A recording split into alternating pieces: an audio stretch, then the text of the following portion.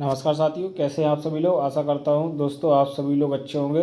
दोस्तों मैं अवधेश बघेल स्वागत करता हूं आपके अपने YouTube channel GDS study institute में। तो दोस्तों आज का वीडियो बहुत ही इंपॉर्टेंट होने वाला है, क्योंकि आज हम बात करने वाले हैं कि डाक विभाग के द्वारा किन किन ऑर्डर को पास कर दिया गया है और जो क्या कमलेश चंद्र कमेटी रिपोर्ट बनी थी जब 7th पे कमीशन 2016 में उसको लागू किया गया था, उसके अंतर्गत बहुत सारी मांगें ग्रामीण डाक सेवकों की ली गई थी। उन सभी मांगों को जवाब भारत सरकार ने दे दिया है।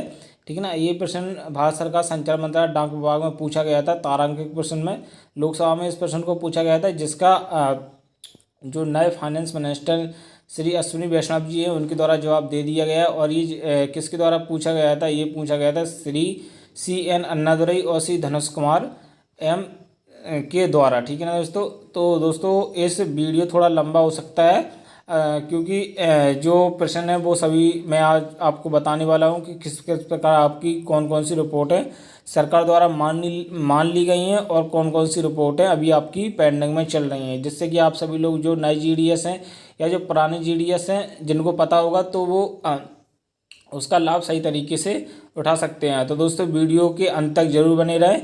तो दोस्तों शुरू करते हैं। ठीक है दोस्तों, अगर दोस्तों वीडियो आपको अच्छा लगता है तो वीडियो को लाइक ज़रूर किया करें, क्योंकि आपके लाइक कमेंट और शेयर करने से हमें मोटिवेशन मिलता है, तब मैं आपको डेली बेसिस पर इसी प्रकार की वीडियो लेकर आता रहता हूँ। ठीक है ना दोस्तों। तो यहाँ पे देखिए, यहाँ पे ये सिफारिशें हैं। ठीक है ना। ग्रामीण डाक सेवकों के संबंध में 4/8/2021 को इस प्रश्न का जवाब दिया गया और ये प्रश्न तारांकित प्रश्न संख्या 240 है। ठीक है ना। इसकी प्रश्न संख्या 240 है और ये आप लेटर जो भारत सरकार है उसकी वेबसाइट पर भी ये लेटर आपको वहाँ पे मिल जाएगा। ठीक है ना दोस्तों। ये PDF वहाँ पे मिल जाएगी। अगर आपको वहाँ से आप डाउनलोड कर लीजिए या फिर आप हमें नीचे दिए गए कमेंट बॉक्स में कमेंट करके हमसे पूछ सकते हैं और वहाँ से भी हमसे प्राप्त कर सकते हैं इस पूरी PDF को। ठीक है ना दोस्तों। तो दोस्तों वीडियो को शेयर जरूर किया करें, क्योंकि जितना आप वीडियो को शेयर करेंगे उतना जो ग्रामीण डाक सेवक हैं और जो हमारे GDS भाई हैं वो अवेयर होंगे और अपने जो उनको मिलता है वो उसका सही से लाभ ले सकें। क्योंकि कई सारे डिवीज़न हैं और कई सारे सर्कल हैं जहाँ पर बहुत सारी सिफारिशें लागू हो गई हैं, फिर भी उनको वो सुविधाएं नहीं मिल पाती हैं। ठीक है ना। तो आशा करता हूँ इस वीडियो को अधिक से अधिक शेयर करें। तो यहाँ पे देखते हैं प्रमुख सिफारिशों का सार संक्षेप और क्रियान्वित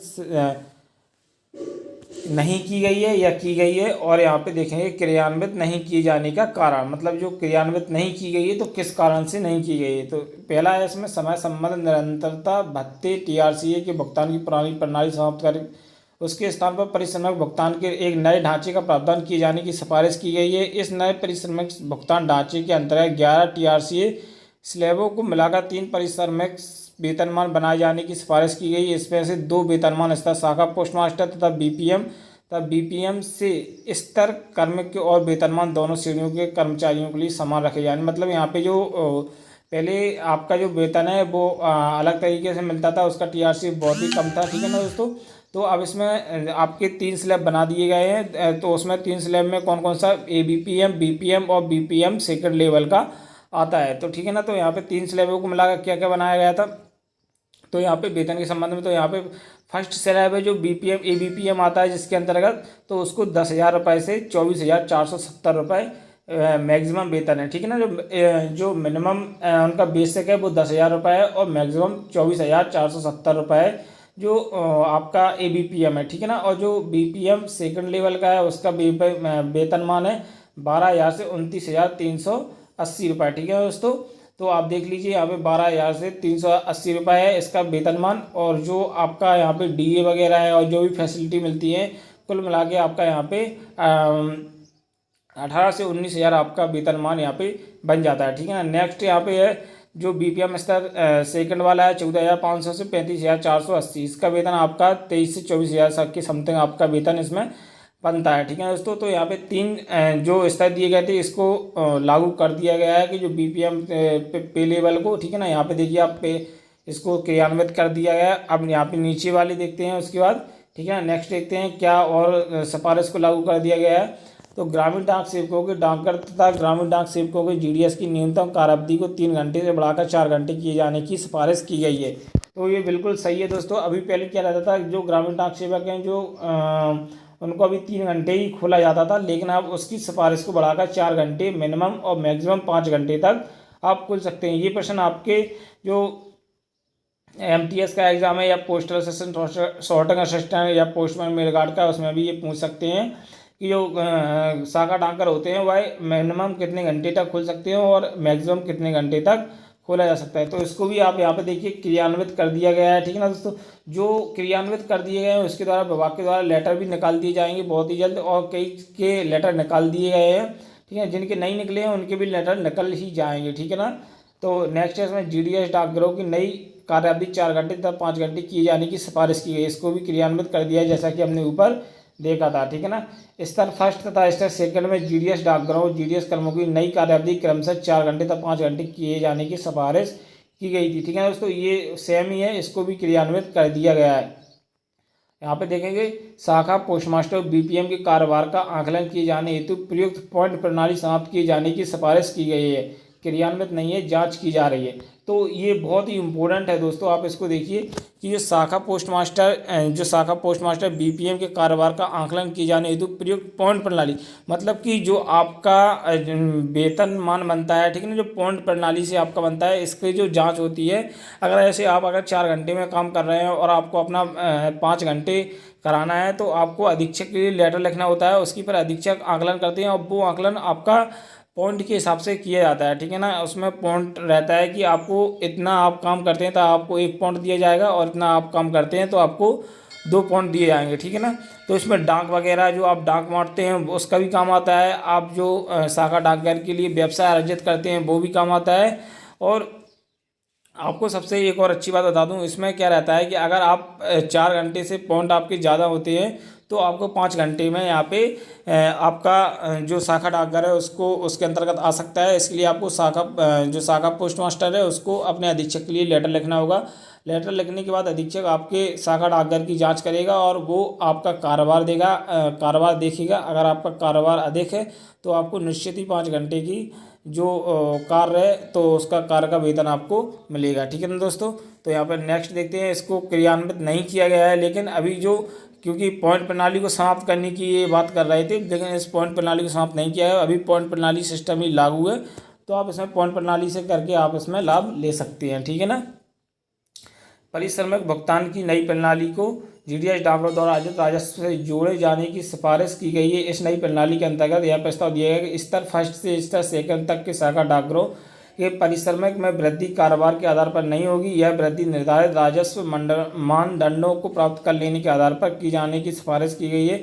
ये राजस्व मानदंड सामान्य क्षेत्रों के लिए 100% और विशेष क्षेत्रों के लिए 50% निर्धारित किए जाएंगे, जबकि फिलहाल अप्रत्याशित आय मानदंड 15% है। मतलब कि यहाँ पे देखिए ये भी इसको क्रियान्वित नहीं किया गया है। मतलब कि जो ग्रामीण डाक सेवक है 4 से 5 घंटे में आने के लिए जो कारोबार है उसको, मतलब कि ये सीधे सीधे बता रहे हैं कि उनकी जो पॉइंट प्रणाली है उसको ख़त्म कर दिया जाएगा जिससे कि उनको अधिक से अधिक लाभ मिल सके। क्योंकि अभी जो सामान्य मापदंड है उसको 100% आप करते हैं तभी आपका 4 घंटे से 5 घंटे में शाखा डाकघर जा सकता है। अगर वो नहीं जाता है तो आपको यहाँ पे जो 50% ही आपका यहाँ पे अभी क्या है आय मानदंड 15% के हिसाब से मिलता रहे। तो इसको यहाँ पे इसमें सीधा सीधा ये बताया जा रहा है कि जो कारोबार है उसको नहीं जोड़ा जाएगा, बल्कि जो राजस्व मानदंड है जो सरकार के नियम है उसके अंतर्गत इसमें राजस्व मानदंडों को प्राप्त करते हुए यहाँ पे इसकी सिफारिश को लागू किया जाए, ठीक है ना। तो इसको क्रियान्वित नहीं किया गया है, इसकी अभी जाँच की जा रही है। तो नेक्स्ट देखेंगे, ऐसे GDS डाकघर जो नियत कार्य अवधि में निर्धारित मानदंड प्राप्त नहीं कर पा रहे हैं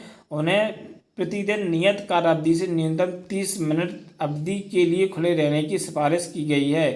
तो यहाँ पे बहुत ही इम्पोर्टेंट बनेगा दोस्तों, आप देखिए कि ये GDS भाइयों के लिए बहुत ही खतरनाक साबित होने वाला है, ठीक है ना। क्योंकि खतरनाक साबित होने वाला है ऐसे GDS डाकघर जो नियत कार्य अवधि, मतलब कि ऐसे जो डाकघर हैं शाखा डाकघर जो कार्य अवधि में उनकी जो कार्य अवधि है उस कार्य अवधि में जो नियत जो सरकार के द्वारा राजस्व प्रदान करना है वो राजस्व को प्रदान नहीं कर पा रहे हैं, तो उन डाकघरों को नियत अवधि से 30 मिनट पहले ही उनको बंद कर दिया जाएगा। मतलब कि आपका यहाँ पे वेतन कम हो सकता है। तो आप प्लीज़ अभी से मैं आप सभी से रिक्वेस्ट करता हूँ कि आप अपना काम करें, क्योंकि ये अभी इसको क्रियान्वित नहीं किया गया। अगर इसको क्रियान्वित कर दिया है तो विभाग आपके ऊपर बहुत ही ज़्यादा प्रेशर बनाएगा और आपको काम 101% करना ही पड़ेगा, ठीक है ना दोस्तों। तो आप इस बात का ध्यान दें, अगर आप अपने जो आपका शाखा डाकघर है वहाँ पर काम कम है तो उस काम को आप बढ़ाने की कोशिश करें, ठीक है ना। नेक्स्ट है यहाँ पर निर्धारित मानदंड से अधिक राजस्व प्राप्त करने में सफल होने वाले जीडीएस शाखा डाकघर पोस्ट मास्टरों को स्तर सेकंड के परिश्रम के अतिरिक्त 10% राजस्व सम्मत परिश्रमिक का भुगतान किए जाने की सिफारिश की गई है। मतलब कि अगर कोई शाखा डाकघर है, अगर बिस्तर 2, अगर मतलब कि जो बीपीएम लेवल 2 का कोई बीपीएम है और वो उससे भी अधिक अगर काम है उसके यहाँ पे, मतलब कि अगर जो शाखा डाकघर है उसमें सेकंड लेवल के से ज़्यादा भी डाकघर का काम है तो उसको 10% अधिक राजस्व दिया जाए। मतलब जो जितना भी अर्जित करता है उसका 10% राजस्व उस बीपीएम की सैलरी में दिया जाए। तो ऐसे भी सिफारिश की गई थी, लेकिन इसका अभी क्रियान्वित नहीं किया गया है, इसकी अभी जांच की जा रही है, ठीक है ना।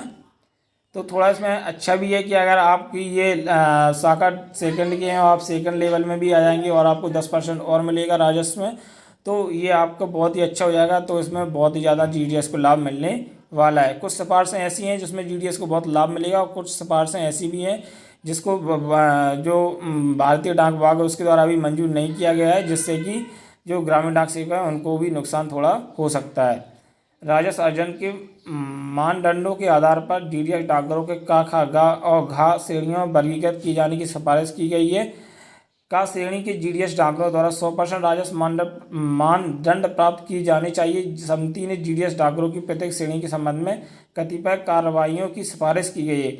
मतलब कि इसमें 4 श्रेणियाँ बांटी गई हैं, ठीक है ना, 4 श्रेणियाँ बांटी गई हैं, का, खा, गा और गा। अगर जो का वाला आपका पोस्ट मास्टर है या शाखा डाकघर है उसको 100% राजस्व प्राप्त करना होगा, ठीक है ना। जो 100% व्यवसाय करेगा, ठीक है ना, और खा वाला है उसका भी कुछ रहेगा, और गा वाला और घा वाला, यहाँ पे 4 प्रकार की श्रेणियाँ दी गई हैं। उसी प्रकार से इनका वेतन अभी लागू होगा। इसको क्रियान्वित नहीं किया गया है, ठीक है ना, इसकी अभी जाँच की जा रही है। नेक्स्ट दोस्तों, जीडीएस की 6 अनुमोदित श्रेणियों को मिलाकर केवल 2 श्रेणियां बनाए जाने की सिफारिश की गई है। एक श्रेणी में शाखा पोस्ट मास्टरों को रखे जाने तथा से सभी 5 श्रेणियों की जीडीएस कार्मिक को मिलाकर एक मल्टीटास्किंग वर्ग में शामिल किए जाने की सिफारिश की गई है।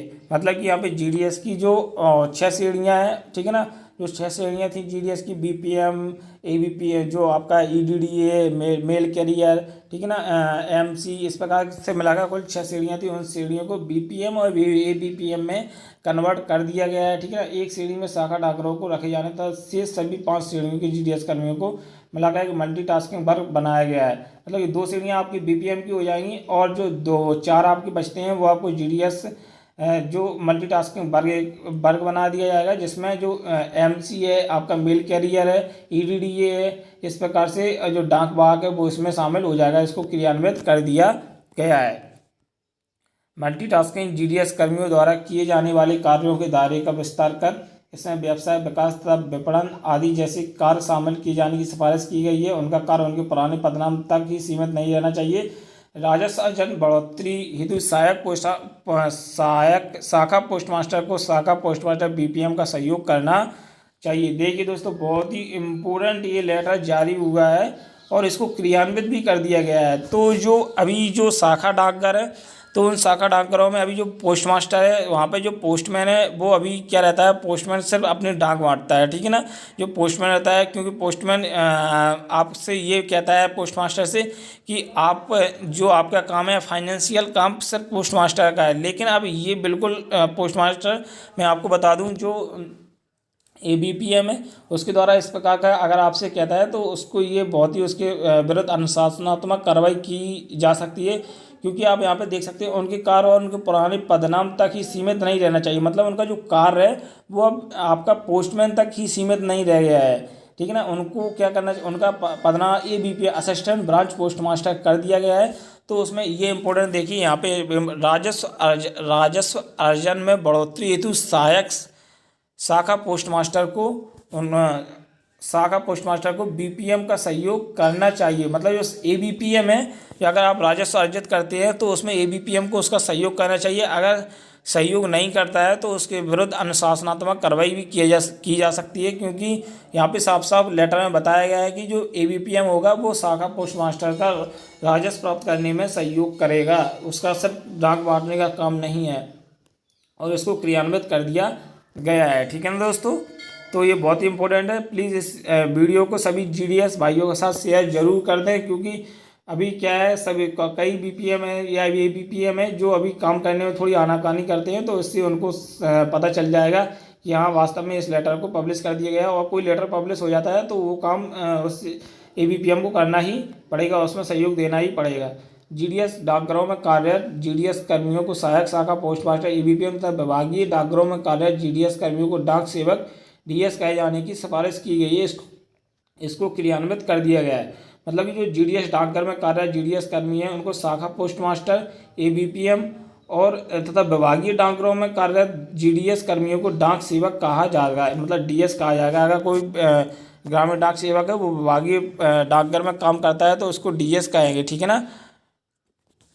इसको भी क्रियान्वित कर दिया गया है। नेक्स्ट देखेंगे, न्यूनतम परिश्रम को बढ़ाकर 10,000 रुपये प्रति माह किए जाने तथा अधिकतम वेतन को 35,480 रुपये किए जाने की सिफारिश की गई है। मतलब कि जो न्यूनतम वेतनमान है उसको 10,000 रुपये और अधिक से अधिक सेवंत पे कमीशन 35,480 रुपये इसका अभी ग्रामीण डाक सेवक का वेतनमान चल रहा है। नेक्स्ट यहाँ पे वार्षिक वृद्धि की दर 3% की सिफारिश की गई, इसको भी क्रियान्वित कर दिया गया है। आप देखिए वार्षिक वेतन वृद्धि आप किसे कहते हैं, इसको इंक्रीमेंट बोला जाता है, ठीक है ना। यहाँ पे आप देखेंगे जब आपकी जो बेसिक होती है, ठीक है ना, बेसिक आपकी किस हिसाब से बढ़ती है, तो बेसिक आपकी इंक्रीमेंट, जब आपका इंक्रीमेंट लगता है तब आपकी बेसिक बढ़ती है। जितनी आपकी जो आप, और ये बेसिक आपकी हर जुलाई में बढ़ती है 3% के हिसाब से आपका मूल वेतन बढ़ता है, ठीक है ना। मूल वेतन में वृद्धि होने से मेन जो सैलरी बढ़ती है वो मूल वेतन से ही बढ़ती है। आपका जितना मूल वेतन अधिक होगा उतनी ज़्यादा आपको सैलरी मिलेगी, क्योंकि उसमें डीए वगैरह मिलते रहते हैं और जो बहुत सारे भत्ते हैं वो भी दिए जाते हैं, और ठीक है ना। तो इस प्रकार से आप इसमें 3% की वृद्धि की गई, तो इसको भी क्रियान्वित कर दिया गया है। पहली बार एक सम्मेलित भत्ते को सिफारिश की गई है। यह शाखा भत्ता जीडीएस डाकघरों के लिए भवन किराए पर लेने के साथ साथ निवास स्थान की अनिवार्य शर्त को पूरा करने, कार्यालय के रखरखाव, मोबाइल और बिजली बिल पर होने वाले खर्च हेतु सहायता राशि के रूप में प्रदान किया जाएगा। मतलब इसको क्रियान्वित कर दिया गया है कि जो भत्ते रहते हैं, देखिए आप यहाँ पे जो जीडीएस के डाकघरों के लिए भवन किराए के लिए आपको भत्ता मिलता है 500 रुपये, ठीक है ना। और इसमें नियम शर्तों को कार्यालय बिजली का रखरखाव करने के लिए आपको भत्ता मिलता है। मोबाइल का जो मोबाइल खर्च है उसके लिए आपको भी भत्ता मिलता है। इसकी भी सिफारिश को क्रियान्वित कर दिया गया है। दोस्तों ये सिफारिश आपको यहाँ पे डायरेक्ट संचार मंत्री ने इसका जवाब दिया है, इसलिए इन सभी सिफारिशें क्रियान्वित कर दी गई हैं। किन किन जीडीएस भाइयों को इन सिफारिशों का लाभ मिल रहा है वो नीचे दिए कमेंट बॉक्स में कमेंट जरूर करें और वीडियो को शेयर जरूर करें, क्योंकि वीडियो बहुत ही इम्पोर्टेंट है। और जो वीडियो आपको इम्पोर्टेंट लगता है उस वीडियो को आप जरूर शेयर किया करें, क्योंकि जो पुराने जीडीएस हैं या नए जीडीएस हैं उनको अपने जो उनको सुविधाएं मिलती हैं उसके बारे में पता नहीं रहता है, जिससे वो वंचित रह जाते हैं और उसका सही लाभ नहीं ले सकते हैं। तो मैं आप सभी लोगों से आग्रह करूंगा इस वीडियो को अधिक से अधिक शेयर करना ना भूलें। जीडीएस कर्मियों के लिए 6,000 रुपये प्रतिवर्ष प्रति संतान शिक्षा भत्ता प्रदान की जाने की सिफारिश की गई है। मतलब कि आप यहाँ पे देखिए जीडीएस, जो एक जीडीएस है पर चाइल्ड, 2 बच्चों तक एक जीडीएस के लिए 6,000 रुपये प्रतिवर्ष मिलने वाला है यहाँ पे, और इस सिफारिश को क्रियान्वित कर दिया गया है। मतलब ये सिफारिश लागू हो गई है। विशेष क्षेत्रों में कार्यरत जीडीएस कर्मियों के लिए 500 रुपये प्रतिमाह जोखिम तथा कठिनाई भत्ते की सिफारिश भी की गई, इसको भी क्रियान्वित कर दिया गया। मतलब कि अगर जम्मू कश्मीर, लद्दाख, ठीक है ना, और आपका जो अभी जहाँ पे कोई भी आतंकवादी गतिविधि होती है या पे जहाँ पे रिस्क रहती है, जिसको रिस्क या हार्डशिप अलाउंस बोलते हैं, तो यहाँ पे 500 रुपये प्रतिमाह इसको दिया जाएगा, ठीक है ना। तो यहाँ पे नेक्स्ट है, यहाँ पे 2 अग्रिम अतिरिक्त वेतन वार्षिक वेतन वृद्धि के रूप में 12 वर्ष 24 वर्ष 36 वर्ष की सेवा पूरी होने पर वित्तीय उन्नयन के प्रावधान की सिफारिश की गई। देखिए दोस्तों बहुत ही इंपॉर्टेंट बनेगा, ये जो पुराने जीडीएस भाई हैं उन सभी के लिए ये ऑर्डर बहुत ही इंपॉर्टेंट होने वाला है, क्योंकि 12, 24 और 36 अगर ये लागू हो जाता है तो उन सभी को बहुत ही ज़्यादा लाभ मिल जाएगा। और इसमें 12, 24, 36 के यहाँ पे वेतन वृद्धि होती है, तो 12, 24, 36 में उनका सीधा पे लेवल बढ़ जाता है बहुत ही ज़्यादा। तो इस सिफारिश को अभी क्रियान्वित नहीं किया गया है, क्योंकि कई लोगों को ये है कि 12, 24, 36 का लाभ नहीं मिल रहा है। इसको हम सीनियरिटी बोलते हैं, ठीक है ना, सीनियरिटी का लाभ नहीं मिलता है, तो इसको अभी क्रियान्वित नहीं किया गया है। तो उस अभी इसमें पढ़ने की कोई ज़रूरत नहीं है। नेक्स्ट है यहाँ पे अनुग्रह प्रदान की सीमा को 60,000 रुपये से बढ़ाकर 5 लाख रुपए की सिफारिश की गई है, ठीक है ना। तो मतलब यहाँ पे ये सीधा सीधा आपका ग्रेजुएटी से संबंधित है, ठीक है ना दोस्तों।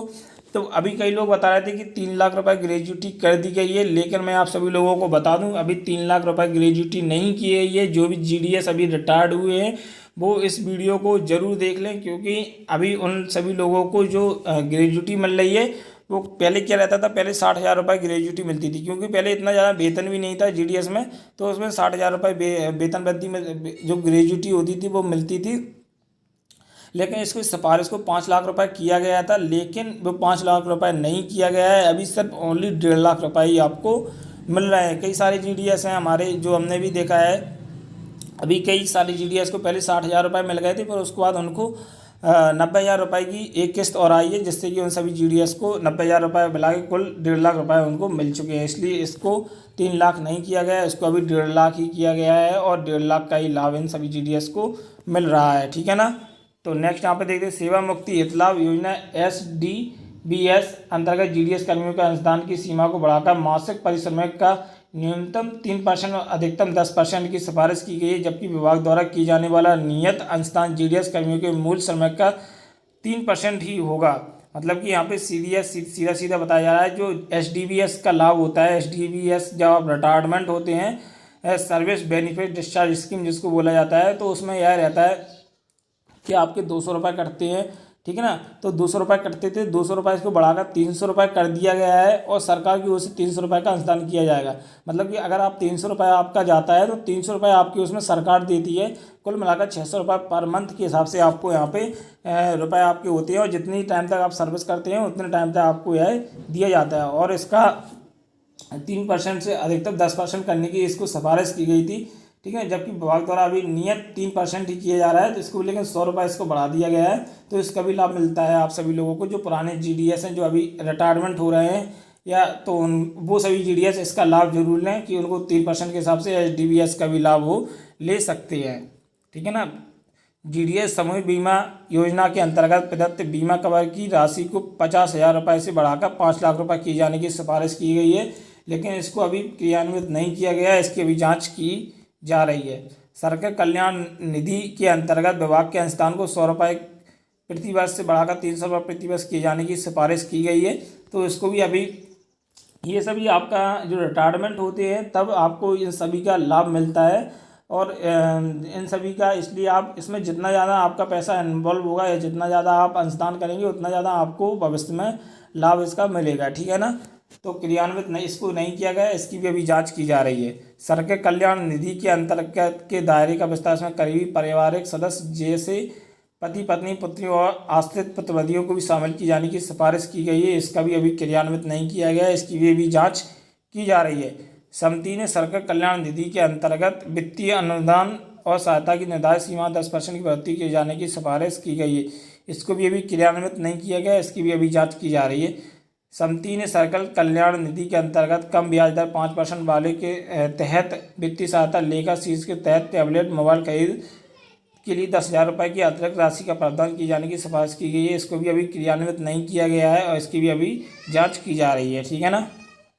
नेक्स्ट है, महिला जीडीएस कर्मियों के लिए 26 सप्ताह के मातृत्व अवकाश के प्रावधान की सिफारिश की गई है। तो इसको अभी क्रियान्वित कर दिया गया है, और महिला जीडीएस है उनको अभी 180 दिन का मैटरनिटी लीव अलाउंस मिलने लगा है। ठीक है ना। तो अभी मातृत्व अवकाश की संपूर्ण अवधि के दौरान परिश्रम का भुगतान उसी वेतन के अंतर्गत किए जाने की सिफारिश की गई। मतलब कि जो अगर आप छुट्टी पे जाते हैं कोई महिला जीडीएस 180 दिन के लिए, तो उनकी पूरी सैलरी का भुगतान किया जाएगा। ये भी इसका प्रावधान किया गया है, और इसका ऑर्डर निकाल दिए गए हैं। ठीक है। इसको क्रियान्वित कर दिया गया है। समिति ने 1 सप्ताह के पितृत्व अवकाश की घोषणा की सिफारिश की थी। मतलब जो आप पिता बनने के लिए आपको 1 सप्ताह का अवकाश दिया जाएगा, उसको अभी क्रियान्वित नहीं किया गया है, और उसको अस्वीकृत कर दिया गया है। समिति ने प्रतिवर्ष 5 दिन के अकस्मायिक अवकाश को भी सिफारिश की गई थी, इसको अभी क्रियान्वित कर दिया है। मतलब कि आप 1 साल में आप एक वित्तीय वर्ष में कभी भी 5 दिन की इमरजेंसी लीव आप ले सकते हैं। इस 180 दिन तक के अवकाश को जमा करने तथा इसे बनाने छुट्टी के बदले नकद भुगतान की सुविधा प्रारंभ करने की सिफारिश की गई है। मतलब कि अगर आप 180 दिन की छुट्टी आप अगर ले लेते हैं, ठीक है ना, ऐसे मान लीजिए आपको 1 साल में आपको कितनी छुट्टी, 1 साल में आपको 10 दिन की जनवरी से लेकर जुलाई तक मिलती है, और जुलाई से लेकर 10 दिन की आपको जुलाई से लेकर दिसंबर तक 10 दिन की छुट्टी मिलती है। टोटल मिला के 20 दिन की छुट्टी मिलती है। वही 20 दिन आपके टोटल 180 दिन हो जाते हैं। तो आपको यहाँ पे जो वेतन है वो आपको यहाँ पे प्रत्येक दिन के हिसाब से जितना भी आपको मिलेगा 180 दिन का वेतन यहाँ पे मिलने की सिफारिश की गई थी, लेकिन इसको अभी क्रियान्वित नहीं किया गया है। ठीक है ना। नेक्स्ट, नियोजन की ऑनलाइन प्रणाली प्रारंभ करने की सिफारिश की गई है, इसको भी अभी क्रियान्वित कर दिया गया है। आप सभी देख रहे हैं जैसा कि अभी जो भी exam department of post conduct करा रहा है वो एग्ज़ाम सभी ऑनलाइन हो गए हैं और ऑनलाइन प्रणाली के तहत ही उनका जो आपका सिफारिश ऑनलाइन प्रणाली के अंतर्गत ही आपका फॉर्म भरते हैं और उसी के तहत आपका सिलेक्शन होता है। दोस्तों बहुत सारी सिफारिशें हैं, इसलिए वीडियो लंबा ज़रूर हो गया, वीडियो को पूरा ज़रूर देखें। ठीक है ना। तो अगर आप इस वीडियो को पूरा देख लेते हैं तो आपके मन में जो भी डाउट होगा वो क्लियर हो जाएगा, क्योंकि सभी सिफारिशें यहाँ पे डिपार्टमेंट ऑफ पोस्ट की यहाँ पे दी गई हैं। ठीक है ना। तो जीडीएस कर्मियों को सीधी भर्ती के लिए अधिकतम 50 वर्ष की आयु सीमा को समाप्त करने की सिफारिश की गई थी। ठीक है। तो यहाँ पे सही है, इसको भी क्रियान्वित कर दिया गया है। विभागीय संभाग जैसे एमटीएस पोस्टें मेलगार्ड हेतु सीधी भर्ती के लिए जीडीएस के रूप में न्यूनतम 1 वर्ष की सेवा हेतु सिफारिश की गई, इसको भी क्रियान्वित कर दिया गया है। लेकिन अभी इसका कोई विभागीय लेटर नहीं आया है, इसलिए इसकी पुष्टि नहीं कर सकता हूँ। जीडीएस कर्मियों के नियोजन हेतु जीवन यापन के वैकल्पिक स्रोत की अनिवार्य शर्त को शिथिल की जाने की सिफारिश की, इसको भी क्रियान्वित कर दिया गया है। स्वैच्छिक सेवा मुक्ति की योजना की सिफारिश है, उसको भी क्रियान्वित कर दिया है, लेकिन इसकी मिनिमम जो आपकी सर्विस है वो आपकी 20 ईयर तक होना चाहिए, तभी आप इसमें स्वेच्छा वॉलंटरी रिटायर्ड आप ले सकते हैं। सेवा मुक्ति की आयु 65 वर्ष ही रखे जाने की सिफारिश की गई, इसको भी क्रियान्वित कर दिया गया है। अब यहाँ पे नेक्स्ट है जो महिला जीडीएस है, उन जीडीएस को सिफारिश को किया गया था कि 3 बार और 2 बार आपका जो मेल जीडीएस है उसको कर दिया गया है। ठीक है ना। तो यहाँ पे पोर्ट ऑफ ड्यूटी के दौरान अनुग्रह राशि 25% से बढ़ाकर 35% की गई है। ठीक है ना। और महंगाई भत्ते भी आपको दिए जाएँ। गैर क्रियान्वित जांच की जा रही है अभी इसकी। समिति ने जीडीएस कर्मियों को पोर्ट ऑफ ड्यूटी करने की जगह पहले स्थानांतरित किए जाने सिफारिश की गई है। तो क्रियान्वित प्रशासनिक सतर्कता, अगर कोई जीडीएस पोर्ट ऑफ हो जाता है तो उसको पहले सस्पेंड ना किए जाने के उसका ट्रांसफ़र दूसरी जगह कर दिया जाए, और लेकिन इसकी सतर्कता विभाग को अपने आधार पर या अपने विवेक पर करनी होगी कि वो बचने लायक है या फिर नहीं। जीडीएस कर्मियों की अनुकंपा नियुक्ति हेतु संबंधित शर्तों को इस प्रकार शिथिल करने की सिफारिश की गई है ताकि किसी जीडीएस कर्मी की सेवा में रहते हुए मृत्यु हो जाने की स्थिति में पात्र आश्रितों को लाभ मिल जा सके, इसको क्रियान्वित कर दिया है। जैसा कि आप सभी लोगों को पता है, अभी एक ऑर्डर निकला था कि जो जीडीएस के आश्रित हैं उनको 1 महीने के अंदर जॉब देना ही होगा। ठीक है ना। इस लेटर को पब्लिश कर दिया गया था। तो दोस्तों बहुत सारी सिफारिशें हैं जिनको लागू कर दिया गया है और कुछ 1-2 सिफारिश है जिसको लागू नहीं किया गया है, और इसमें कुछ लाभ भी है और कुछ जीडीएस को थोड़ी सिफारिशें इसमें विभाग के द्वारा ऐसी जारी की जा रही हैं जिससे कि जीडीएस को थोड़ा नुकसान भी हो सकता है। ठीक है ना। तो जीडीएस जितना हो सके उतना ज़्यादा व्यवसाय अर्जित करने की कोशिश करें। तो दोस्तों ये वीडियो बहुत ही अच्छा साबित होगा। आप इस वीडियो को पूरा देख लेंगे तो आपको पता चल जाएगा कि आपको क्या क्या लाभ मिल रहा है। तो दोस्तों आशा करता हूँ आपको ये वीडियो अच्छा लगा हो। अगर इस पीडीएफ चाहिए हो आपको तो आप नीचे दिए कमेंट बॉक्स में कमेंट करके हमसे पूछ सकते हैं और इस पीडीएफ को आप प्राप्त कर सकते हैं। तो मिलते हैं नेक्स्ट वीडियो में, तब तक आप अपनी फैमिली का ख्याल रखिए। धन्यवाद। Thank you so much.